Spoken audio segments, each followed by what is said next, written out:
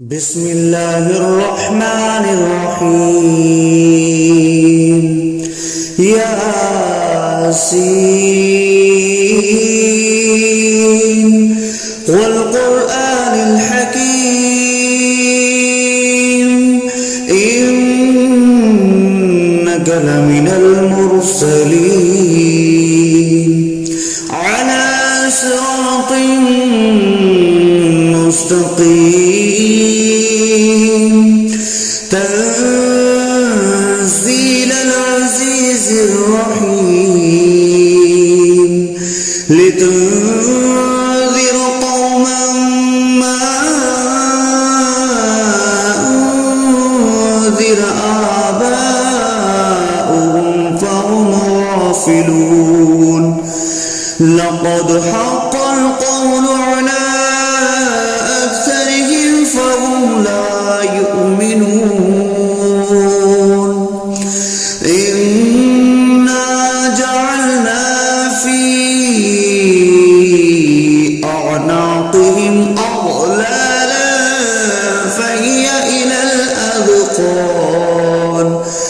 فهي إلى الأذقان فهم مقمحون وجعلنا من بين أيديهم سدا ومن خلفهم سدا فأغشيناهم فهم لا يبصرون وسواء عليهم أأنذرتهم أم لم تنذرهم لا يؤمنون إنما تنذر من اتبع الذكر وخشي الرحمن بالغيب فبشره بمغفرة وأجر كريم إنا نحن نحيي الموتى ونكتب ما قدموا وآثارهم وكل شيء أحصيناه في إمام مبين واضرب لهم مثلا أصحاب القرية إذ جاءها المرسلون إذ أرسلنا إليهم اثنين فكذبوهما فعززنا بثالث فقالوا إنا إليكم مرسلون قالوا ما أنتم إلا بشر مثلنا وما أنزل الرحمن من شيء إن أنتم إلا تكذبون قالوا ربنا يعلم إنا إليكم لمرسلون وما علينا إلا البلاغ المبين قالوا إنا تطيرنا بكم لئن لم تنتهوا لنرجمنكم وليمسنكم منا عذاب عليم قالوا طائركم معكم أئن ذكرتم بل أنتم قوم مسرفون وجاء أقصى المدينة رجل يسعى قال يا قوم اتبعوا المرسلين اتبعوا من لا يسألكم أجرا وهم مهتدون وما لي لا أعبد الذي فطرني وإليه ترجعون أأتخذ من دونه آلهة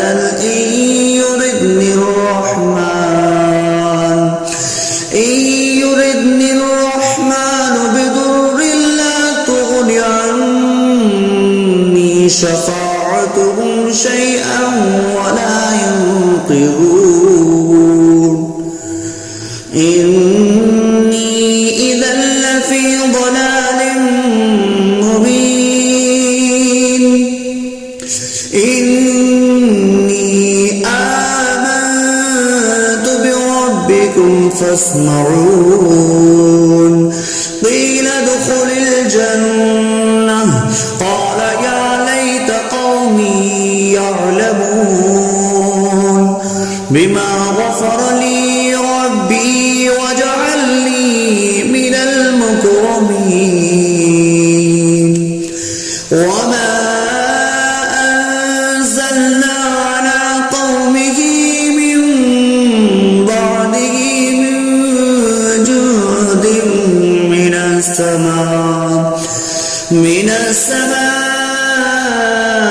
وما كنا منزلين إن كانت إلا صيحة واحدة فإذا هم خامدون يا حسرة على العباد ما يأتيهم من رسول إلا كانوا به يستهزئون ألم يروا كم أهلكنا قبلهم من القرون أنهم إليهم لا يرجعون وإن كل لما جميع لدينا محضرون وآية لهم الأرض الميتة أحييناها وأخرجنا منها حبا فمنه يأكلون وجعلنا فيها جنات من نخيل وأعناب وفجرنا فيها من العيون ليأكلوا من ثمره وما عملته أيديهم أفلا يشكرون سبحان الذي خلق الأزواج كلها مما تنبت الأرض ومن أنفسهم ومما لا يعلمون وآية لهم الليل نسلخ منه النهار فإذا هم مظلمون والشمس تجري لمستقر لها ذلك تقدير العزيز العليم والقمر قدرناه منازل حتى عاد كالأرجون القديم لا الشمس ينبغي لها أن تدرك الكمر ولا الليل سابق النهار وكل في فلق يسبحون وآية لهم أنا حملنا ذريتهم في الفلك المشحون وخلقنا لهم من مثله ما يركبون وإن نشأ نغرقهم فلا صريخ لهم ولا هم ينقذون إلا رحمة منا ومتاعا إلى حين وإذا قيل لهم اتقوا ما بين أيديكم وما خلفكم لعلكم ترحمون وما تأتيهم من آية من آيات ربهم إلا كانوا عنها معرضين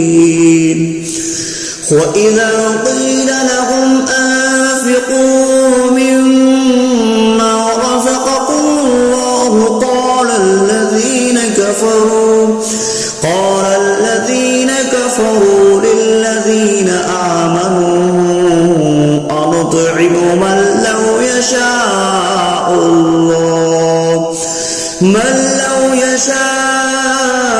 الله أطعمه إن أنتم إلا في ضلال مبين ويقولون متى هذا البعد إن كنتم صادقين ما ينظرون إلا صيحة واحدة تأخذهم وهم يخصمون فلا يستطيعون توصية ولا إلى أهلهم يرجعون ونفخ في الصور فإذا هم من الأجداث إلى ربهم ينسلون قالوا يا ويلنا من بعثنا من مرقدنا هذا ما وعد الرحمن وصدق المرسلون إن كانت إلا صيحة واحدة فإذا هم جميع لدينا محضرون فاليوم لا تظلم نفس شيئا ولا تجزون إلا ما كنتم تعملون إن أصحاب الجنة اليوم في شغل فاكهون هم وأزواجهم في ظلال على الأرائك متكئون لهم فيها فاكهة ولهم ما يدعون سلام قولا من رب رحيم وانتظروا اليوم أيها المجرمون ألم أعهد إليكم يا بني آدم ألا تعبدوا الشيطان إنه لكم عدو مبين وأن اعبدوني هذا صراط مستقيم ولقد أضل منكم جبلا كثيرا أولم تكونوا تعقلون هذه جهنم التي كنتم اصلوها اليوم بما كنتم تكفرون اليوم نختم على أفواههم وتكلمنا أيديهم وتشهد أرجلهم بما كانوا يكسبون ولو نشاء لطمسنا على أعينهم فاستبقوا الصراط فأنى يبصرون ولو نشاء لمسخناهم على مكانتهم فما استطاعوا مضيا ولا يرجعون ومن نعمره نكسه في الخلق أفلا يعقلون وما علمناه الشعر وما ينبغي له إن هو إلا ذكر وقرآن مبين لينذر من كان حيا ويحق القول على الكافرين أولم يروا أنا خلقنا لهم مما عملت أيدينا أنعاما فهم لها مالكون وظللناها لهم فمنها ركوبهم ومنها يأكلون ولهم فيها منافع ومشارب أفلا يشكرون واتخذوا من دون الله آلهة لعلهم ينصرون لا يستطيعون نصرهم وهم لهم جند محضرون فلا يحزنك قولهم إنا نعلم ما يسرون وما يعلنون أولم ير الإنسان أنا خلقناه من نطفة فإذا هو خصيم مبين وضرب لنا مثلا ونسي خلقه قال من يحيي العظام وهي رميم قل يحييها الذي أنشأها أول مرة وهو بكل خلق عليم الذي جعل لكم من الشجر الأخضر نارا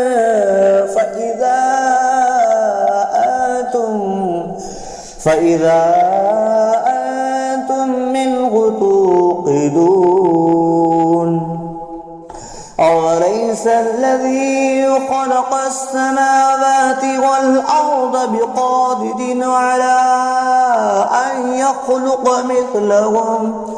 بلى وهو الخلاق العليم إنما أمره إذا أراد شيئا أن يقول له كن فيكون فسبحان الذي بيده ملكوت كل شيء وإليه ترجعون بسم الله الرحمن الرحيم الرحمن علم القرآن خلق الإنسان علمه البيان الشمس والقمر بحسبان والنجم والشجر يسجدان والسماء رفعها فوضع الميزان ألا تطغوا في الميزان وأقيموا الوزن بالقسط ولا تخسروا الميزان والأرض وضعها للأنام فيها فاكهة والنخل ذات الأكمام والحب ذو العصف والريحان فبأي آلاء ربكما تكذبان خلق الإنسان من صلصال كالفخار وخلق الجان من مارج من نار فبأي آلاء ربكما تكذبان رب المشرقين ورب المغربين فبأي آلاء ربكما تكذبان مرج البحرين يلتقيان بينهما برزخ لا يبغيان فبأي آلاء ربكما تكذبان يخرج منهما اللؤلؤ والمرجان فبأي آلاء ربكما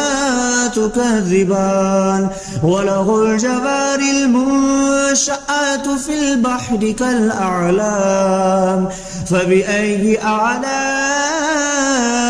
ربكما تكذبان كل من عليها فان ويبقى وجه ربك ذو الجلال والإكرام فبأي آلاء ربكما تكذبان يسأله من في السماوات والأرض كل يوم هو في شأن فبأي آلاء ربكما تكذبان سنفرغ لكم أيها الثقلان فبأي آلاء ربكما تكذبان يا معشر الجن والإنس إن استطعتم أن تنفذوا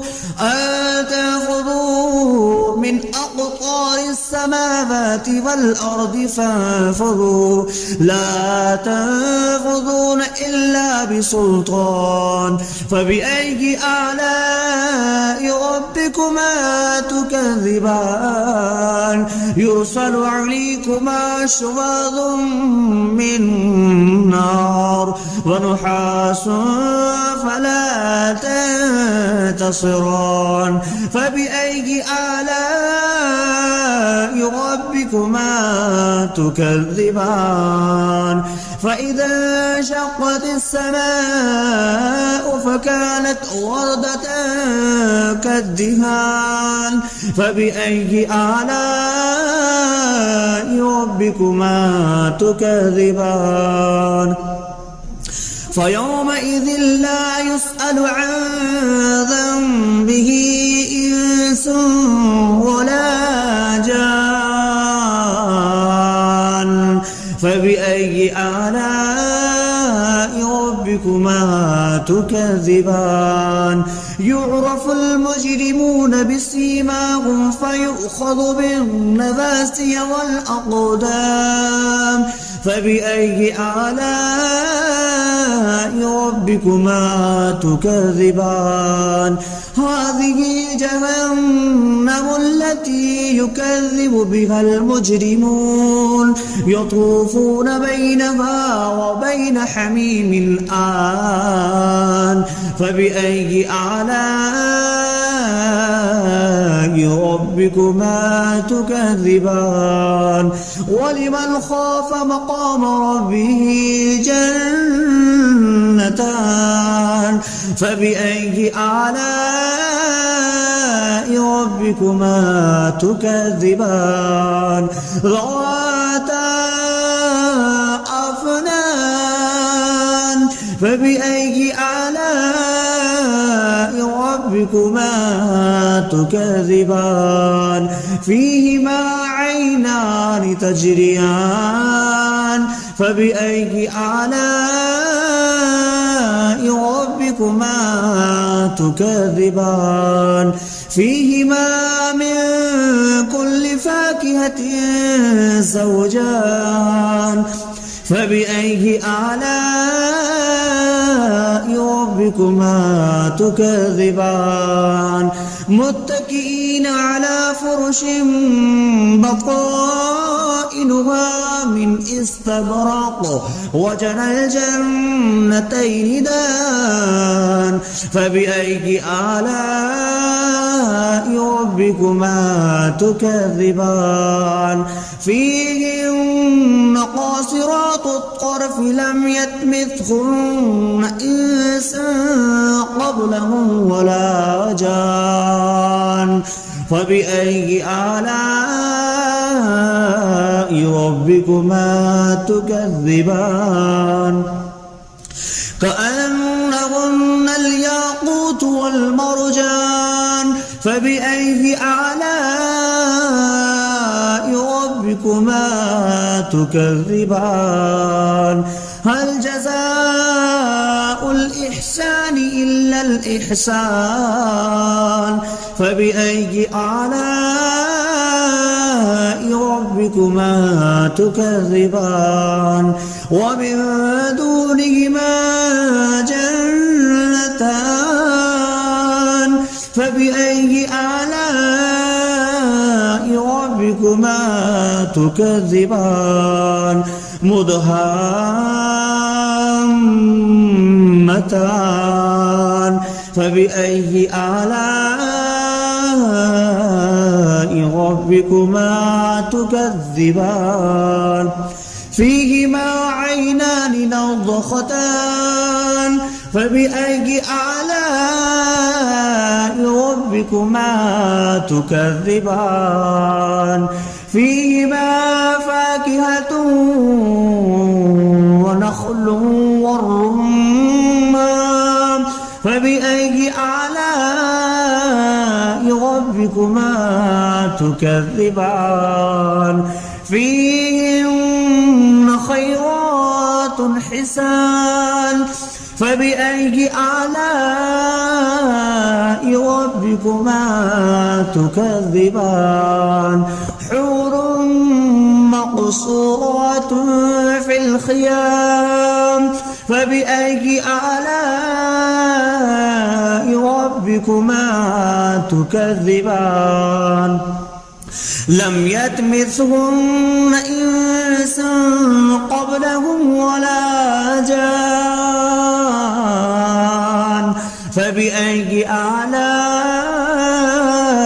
ربكما تكذبان متكئين على رفرف خضر وعبقري حسان فبأي آلاء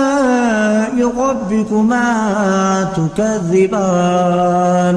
تبارك اسم ربك ذي الجلال والإكرام